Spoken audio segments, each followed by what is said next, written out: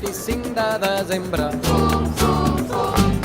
El 25 de desembre ha nascut un minyonet ros i blanquet, de la Verge Maria, és net en una establia. I aquí dalt de la muntanya,